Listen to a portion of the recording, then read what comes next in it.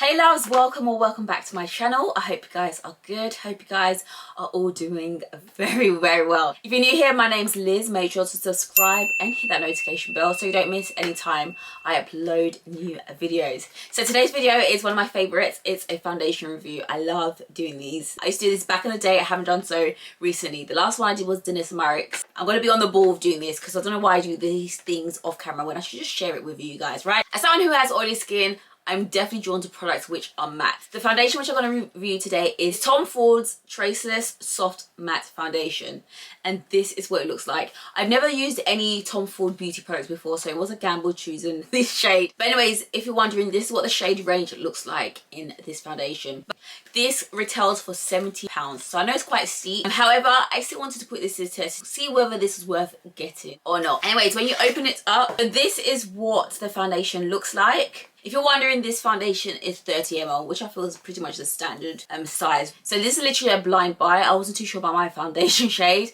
However, I picked up the shade Chestnut. So what I'm going to do is just do my usual routine, but of course I'm going to give it a wear test and show you guys how this wears over a period of time. So first off, I'm going to prime my face. The primer which I'm using today, which has been discontinued, which I'm annoyed by, is Murad's Invisible Blur Perfecting Shield, which looks like this, and this has SPF 30, which I think is amazing. I know a lot of people don't like to start off with a matte base. Personally, I do. No matter what, and as time goes by, my face ends up being dewy, if that makes sense. So if I start off with a more oilier base, it just doesn't work for me. My face is completely matte now using that primer. So my next step for me are my eyebrows. I'm going to do my eyebrows off camera and then I'll be right back. So now I've finished filling in my brows, I can move on to foundation. So to open this foundation, all you have to do is twist it up and then it's opened. I like the idea of you being able to twist this up and twist it down. Wait, let me give this a shake before we apply anything. So now I've given it a shake.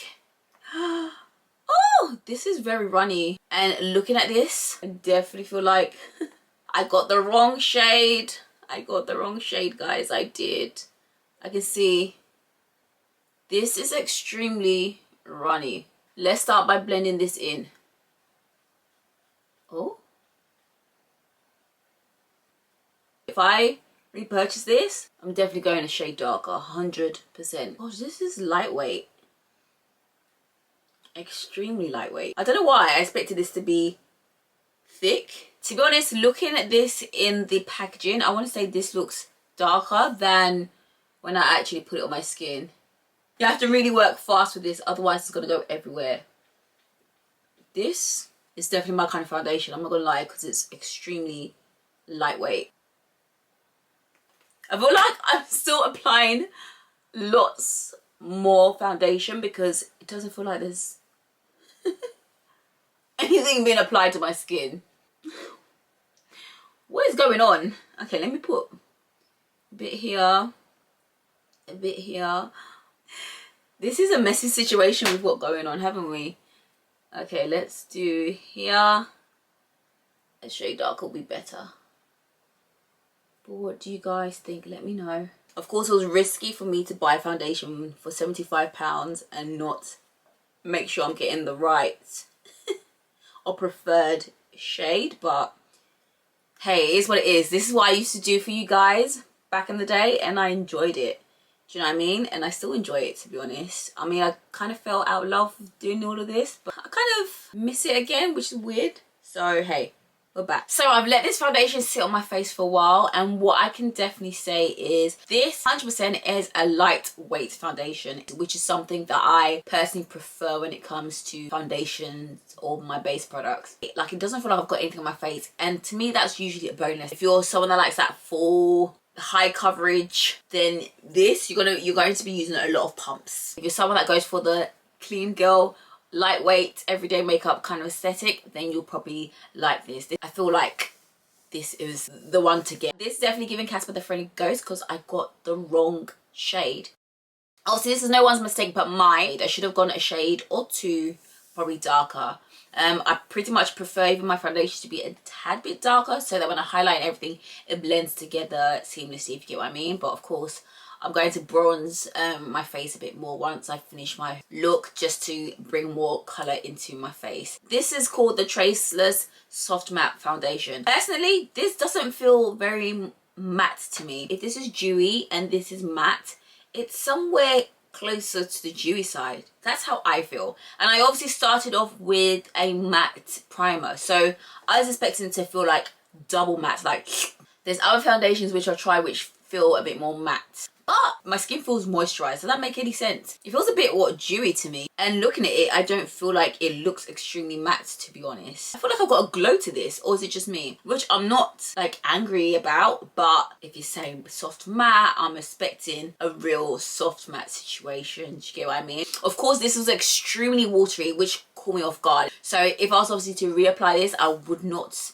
pump this all over my face and everything run. Have some kind of makeup dish or palette that I will pour the foundation on and then apply it gradually. But so far, this is my initial thoughts. I'm going to finish off my face, let you know how I am feeling and if this actually works together with other products, and then I'll be right back. So this is the finished look with the Tom Ford foundation as my base. Obviously reached out for other makeup products that I tend to use to see if it merged together well with this foundation. But anyways, if you like this look and you want to know products I use, you can either check the description bar below for the list of products. But if you want a tutorial on how I achieve this look, then I'm now on TikTok. You can head over there.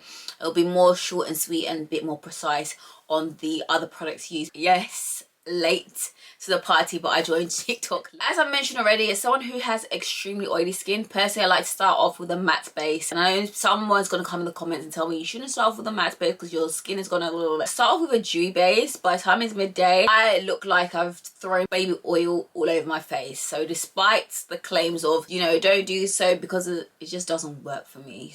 As someone who always does this, my soft matte, the Pro Filter by Fenty Beauty, is definitely more matte than this. So for me, this does not give matte. I would say this gives me a dewy vibe. So my thoughts so far is this foundation feels extremely lightweight. I think I was forgetting that I had foundation on. It's a foundation that I'll reach out for during summertime. But yeah, I still feel if I was to repurchase this, I will definitely go a shade darker. As someone who has been wearing makeup for the past God knows how many years, I feel I was able to work with it. Do you know what I mean? I feel I did a good job to make this foundation work. But yeah, overall, I'm not gonna lie, I like this foundation so far. So I'll be back in 9 hours to show you guys how it looks, how it wears up, and also my final thought. So yeah, I guess by the time I come back, you're probably gonna see a frying pan. So guys, after 9 hours, I'm back, and this is what my face is looking like. No touch up whatsoever apart from my lips. Obviously I ate. I definitely look extremely oily, extremely dewy. Like, wow. I mean, it's 9 hours and there's no touch up. Normally throughout the day I would tend to touch up, but I wanted to show you guys in its true form how it wears this part of my face. No sir. One thing for certain, two things for sure. What I like about this foundation is, as I mentioned already, it feels very lightweight. It didn't feel heavy on my face, and as time's gone by, I forgot I was wearing makeup. Unless I obviously passed by a mirror and I was like, wait, hold on, I am wearing makeup. Yeah, it feels lightweight, which I like and appreciate. If you've got dry skin, I don't think this is a foundation you should be scared to try out. But as someone that has oily skin, I'm not mad at it, but I don't feel it's a matte foundation from my personal experience. I'm going to touch up like I normally would so you guys can see what it would look like once touched up. You know what? I don't have anything negative to say apart from, of course, I wish I got the right shade, which is my own fault. So I'm literally just using tissue to blot. Can you see the way this disappears? So if you're on a night out, if you forgot your pressed powder, you can do this. Just go to the bathroom or toilet, go to ladies and get you some tissue. Look how shiny my nose is, right? You can see that. Again, it just acts as blotting paper. Everywhere where I feel I need to. And that's the excess. Then I get my finishing powder, which I used earlier. Get the brush and then dab on. Then use that powder and put that everywhere. Everywhere. So this is how I would typically touch up throughout the day. But yeah, overall, I'm going to give this foundation a yay. I like it. I feel like this is a foundation I'll pretty much reach out for more during summertime when I don't want something too heavy on my face but gives a nice coverage. But yeah, let me know your thoughts, and if you've tried any products within the Tom Ford range, let me know. Of course, leave them in the comment section down below. If there's any other foundations you guys will want me to do a wear test on, do let me know and I'll get around to doing it. But yeah, hopefully this review has been helpful and I've been able to help you decide whether it's worth splurging £70 on this foundation or not. But yeah, thank you guys so much for watching, and I shall speak to you in my next video. Bye.